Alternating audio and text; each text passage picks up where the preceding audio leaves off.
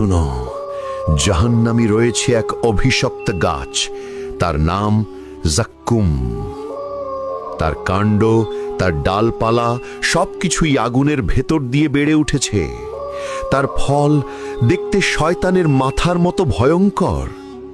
যখন জাহান্নামের মানুষ ক্ষুধায় কাতর হবে, তারা বাধ্য হয়ে সেই জাক্কুম ফল খাবে, কিন্তু এক টুকরো মুখে নিতেই গলা ছেড়ে যাবে, বুক জ্বলে উঠবে, আর অন্তর দাউ দাউ করে আগুনে জ্বলতে থাকবে।